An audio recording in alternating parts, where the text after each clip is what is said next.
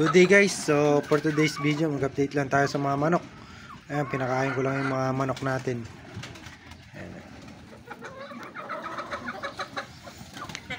So yung matitira nilang pagkain, bibigay ko ron sa isang straight com doon. So medyo payat kasi yun. Bibigyan natin ng pagkain na ito. Bali stock developer pa rin yung kinakain na to. Ayan, so hanggat hindi sila kinukulong mga kabi, bali hindi natin binibigyan ng mga whole grain. Stock developer lang yung binibigyan natin. So pero minsan nakakain naman sila, lalo na pagka una nating pinakain yung mga tandang. Ito, so yung mga kalapati natin. So yung mga kalapati natin mga kabi, mamaya mag-update tayo dyan. So excited na silang kumain. So kaso hindi naman tayo magpapakain nito. Magpapakain nito yung kasama natin, si Sir SBH. So siya yung magpapakain ng kalapati ngayon. At medyo masama yung pakiramdam ko mga kabi. Ayan. So update lang tayo dito. So medyo marami pang butsi itong isa natin. Siguro baka maraming nakain na yung tawag dito, mga kanin. So baka merong magtanong dyan, baka sabihin hindi natin pinapakain ng kanin, o hindi na tayo nakakapagpakain ng kanin. So paminsan-minsan na lang sila nakakain. Kaso kung minsan dito, yung binibigay sa aso, hindi inuubos ng aso, sila kumakain. Kaya kung papansin nyo, medyo malaki yung butsi. Ayan, so pare-pareha sila. At meron nga ritong pakainan ng aso na hindi naubos ng aso yung pagkain. Sila yung kumain. Ayan. Pero syempre nagbigay pa rin tayo tig konti na ito, stock developer, kasi yan yung nakakapagpalaki sa kanila. Makikita nyo naman sa butsi nung mga manok. Ayun, may butsi. Yung butsi nila parang sa mga kalapati rin mga kabi, doon din nakapwesto yan. Ayan, yan sa part na yan. Yan yung butsi nyan. Ayan. So, ayan. Yung part na yan ang butsi ng manok. Ganyan din sa kalapati. Ayan. So pinakain ko lang to, yung mga puti natin saka yung straight comb natin. Wala isang inahin natin dito. So update na tayo sa kalapati natin. So yung mga kalapati naman natin mga kabi, ayan. Ito natin. So may nagtatanong sa atin. Tinatanong tayo kung makaka-apekto ba sa pag-batcher niya yung paglipat ng loop niya sa bakuran. So makaka-apekto yan mga kabi kung sobrang laki ng bakuran nyo. Kung 3 hektarya yung bakuran nyo, tapos dulot-dulo pa, talagang baka hindi na makauwi yung kalapati nyo pag nilipat nyo yung kulungan nyo. Pero pagka mga dito lang, makaka-apekto pa rin. So kung minsan nga mga kabi, itong puno natin, pag tinabasa natin ito, yan. So pag tinabasa natin yan, kung minsan naninibago sila, hindi sila pumapasok agad. Pero yung iba pumapasok naman ng mas mabilis, kasi nga kung minsan yung puno ang nagkokos nga ng pagtambay nila. So naiilang sila sa puno. So pagka pinutol natin kung minsan yung puno, mas bumibili sila na pumasok. So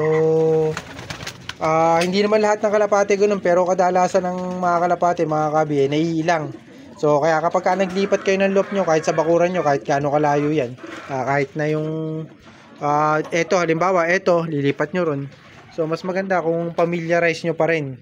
So kahit papano, kahit nagaano pa kasana yung kalapati nyo, kahit na medyo matanda na, mas maganda kung papamiliarize nyo para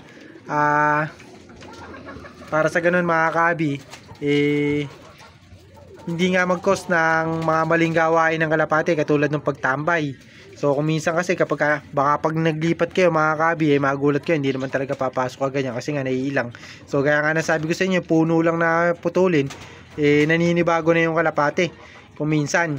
So kaya mas maganda papamiliarize nyo, kumbaga kahit pa paano viewing nyo muna, o pag nilipat nyo, after 1 week na kayo magpakawala. So wag yung katulad nung halimbawa nilipat nyo ngayon, bukas magpapakawala na kayo. So wag yung ganun mga kabi, kailangan familiarize nyo muna mga 1 linggo, para sa ganun pinaka-safe yun mga kabi. Kahit na 3 to 5 days lang mga kabi, pero mas maganda kung mga 1 week nga mga kabi, mapamiliarize nyo yung mga kalapati nyo bago nyo pakawalan, kasi nga baka hindi pumasok agad kung saan magpunta, makakasanayan nga yung mga maling gawain katulad ng mga pagtambay. So yun yung iniiwasan. So pero sa makakaapekto sa pag-batcher mga kabi, lalo na kung mga old bird yung kalapati nyo, hindi naman nagaano makakaapekto yan, lalo na kung kayo din. Ang problema lang yan mga kabi, kapag nilipat nyo, medyo malayo nga yung kulungan. Halimbawa dito sa lugar natin na to, tapos doon sa Gawiron, sa dulo, sa may gate natin, so baka manibago yung kalapati nyo, baka hindi umuwi agad kasi nga mga kabi, medyo nalayo yung lop. So lalo na kung mapuno dyan sa inyo, maninibago yung kalapati nyo.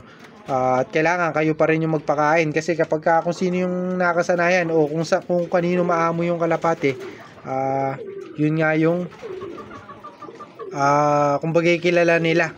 So kumbaga nakakakilala din yung mga kalapati natin. So katulad nga nung ibang nag-aabang ng kalapati, kung minsan kapag iba na yung nag-aabang o merong kasabay na nag-aabang, kung minsan ayaw bumaba ng kalapati kasi nga naiilang. So kumbaga hindi sila komportable, naiilang. Ayan. So kaya mas maganda basta naglipat kayo ng kalapati nyo, i-familiarize nyo muna yung kalapati nyo. So bago nyo pakawalan. So after 1 week mga kabi, ayan. So yun yung mapapayo ko kay sir. Tinatanong na naman kasi tayo kung ano daw ba yung magiging epekto sa kalapati niya. Ayan, nagrambola na yung kalapati. Puro young bird pa to. Ito young bird parehas to, pang south natin. So hindi napapakawalan, hindi napaparonda to. So hindi naman kasi tayong nagpaparonda kayo nito, pero sa mga susunod siguro na linggo, susunod na buwan, baka asikasuhin na rin natin to, parondahin na rin natin pag nandito tayo. Ayan. Lugon na lugon. Ayan. Gutom na rin. Kasi yun yung tatlong pang norte natin. Yan lang yung pang norte natin, tatlo lang. Tapos ito mga kabi, paris na nga to. Kumbaga magkaparis na talaga sila yung dalawa na yan. Si King saka yung Nightbird natin na isa. Ayan. Kaso mukhang parang nagkawanahikol tong si King. Ayan. Madalas kasing maligo, madalas kasing umulan ngayon. Naliligo yung mga kalapati natin. Halos araw-araw naliligo sila. Ayan, kaya medyo mag-aata yung mata niya. Ayan, nakasipon. Ayan. So pares na sila. At effective naman yung ginawa natin na pagpakawala dito. So sa mga susunod na araw, baka ikulong ko na sila dun sa breeding cage natin. Ayan, para makapagparami na sila ng lahi. Tapos ang ilalagay natin mga kabi, lalagay natin dito, yun yung dalawa natin. Ayun. Ayan, yung dalawa na yun, dalawang checkered. Para malaman natin yung gender, kung lalaki ba o babae. Kasi nga hindi ko pa nalalaman mga kabi, kasi hindi naman natin masyadong ma-check. At nandun nga lang sila sa kulungan, so hindi ko alam kung nagiging territorial na. Pero malamang mga kabi, parehas ng babae yung in-stock natin na kalapate.